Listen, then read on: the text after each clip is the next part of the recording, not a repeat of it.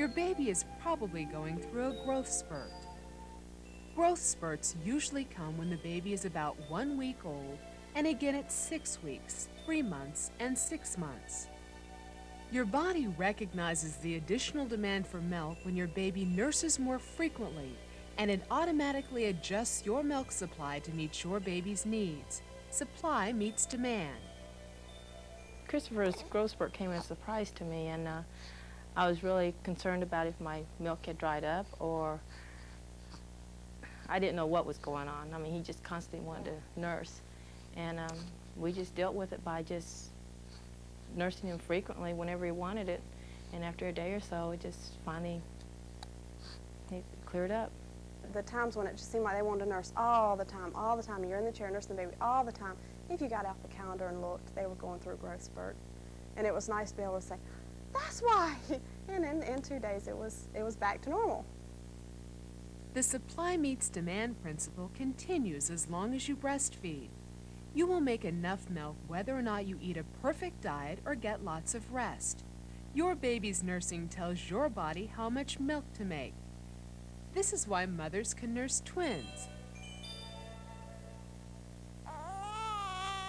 Crying is your baby's only way to communicate. A crying baby does not necessarily mean a hungry baby.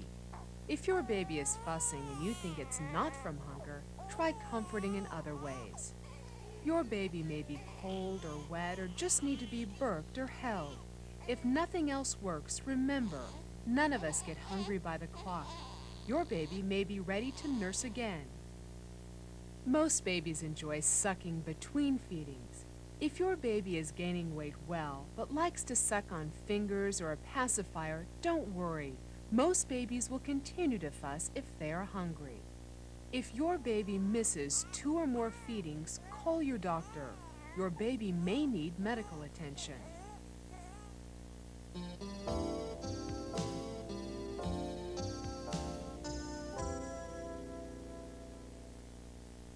I woke up in the middle of the night with this, with a lot of pain and a lot of hardness. I had heard women tell me, oh, your breasts feel like bricks. And I now know what that feels like because they were incredibly hard and full. The only time that I ever had trouble with engorgement was when my milk first came in the hospital, and I didn't even realize it was happening. Engorgement is swelling caused by the increase of fluid in the breast tissue and by the increased production of milk. This is the body's response to the hormones of milk production. About 3 to 7 days after birth, a mother's milk will come in, and the breasts may swell and feel tender and full. They may also feel hot and become hard and engorged. This may make it difficult for the baby to latch on. Tom, I'm really sore. Would you get me some ice packs? Ice packs on your breast for about 20 minutes between feedings can help to reduce the swelling. Frozen vegetables make easy ice packs. Does that feel better? Yeah.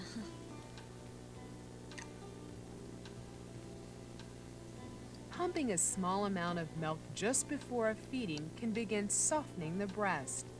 This makes it easier for the baby to latch on and nurse. Some mothers may need to repeat the ice and pumping several times before the swelling stays down. Engorgement does not happen to every new mother, but if it happens to you, the best way to relieve engorgement is to nurse often enough to keep your breast from getting too full and long enough to soften at least one breast each time you feed. The swelling will usually go down in 12 to 24 hours if you nurse about every 2 to 3 hours. A few mothers find a warm shower will help the breast soften enough for their babies to nurse. It helps to know that if this kind of engorgement happens, it only happens once. The engorgement started when she was about 4 days old. And I woke up in the morning and I was very uncomfortable, and it really scared me because I'd heard horror stories about how terrible it could be and how uncomfortable it could make you feel. And so I started feeding her very frequently, getting her to nurse and empty me out, and also pumping helped a lot, and using ice packs really helped a lot too. And within 24 hours, my milk supply was in and the engorgement had gone away, the swelling was down. I felt a lot better, and I felt really good about breastfeeding her again. I wasn't as scared, and it wasn't nearly as bad as what anyone had told me. When a baby is nursing correctly, breastfeeding is not painful. Some mothers have tender nipples the first few days of breastfeeding. Limiting the amount of time you breastfeed will not prevent sore nipples. If your nipples do become sore, this is usually a sign that the baby has latched on incorrectly. Try using the football hold to nurse. This position allows you to see that the baby's mouth is open wide and that the tongue is down, making it easier for the baby to latch on correctly. After feedings, it may help to rub a little breast milk on the sore area. Until your nipples heal, start each feeding on the side that hurts less, because babies suck most vigorously at the beginning of a feeding. Go without a bra and wear a loose top to allow the nipples to air dry. If you wear a bra, leave the flaps down to let the air get to the sore areas. You can also use breast shells designed to treat inverted nipples. Engorgement and sore nipples are problems that can be remedied. Don't get discouraged. There are so many nice things to look forward to.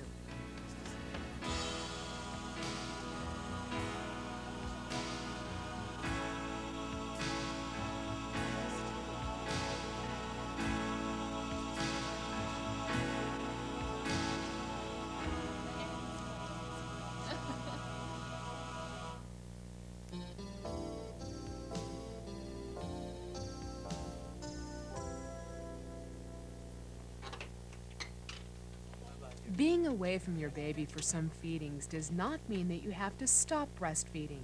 In fact, many mothers say that continuing to breastfeed gives them a special link to their babies during the hours they spend apart. This is especially important for mothers who go to work. I would strongly urge mothers who are going back to work to try to continue breastfeeding. It's not that hard to do, especially if you have support from your boss or your coworkers. It might take some ingenuity to find a place that you can comfortably pump, but it's worth it. And one of the nice things is that when you go back to work and you're feeling that kind of tug because you know you have to leave your baby with somebody and all those kind of feelings that go on with a mother, you know you're doing something for your child while you're at work, and that's a wonderful feeling. A working mother has several options open to her for continuing to breastfeed. Some mothers have the opportunity to work their schedule around their baby's feedings.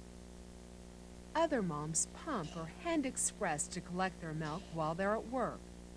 Some mothers choose to use formula for the feedings while they're away and then continue breastfeeding once they're home again. Weaning completely is also an option. There are several kinds of breast pumps available: electric, battery-operated, and manual. The breast pump should mimic a baby's suck-swallow pattern. The electric pumps do this automatically. These types can be rented. The smaller pumps require that you manually control the suck-release cycle by using the release mechanism found on the pump.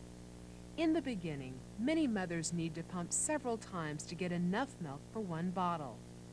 Breast milk should be refrigerated if it will be used within 48 hours, or it can be stored frozen for up to 6 months. More and more mothers are choosing to breastfeed. It's simple and natural, and it's a wonderful way to nurture a new life. As for myself, knowing that I gave my children the perfect nourishment is a great feeling.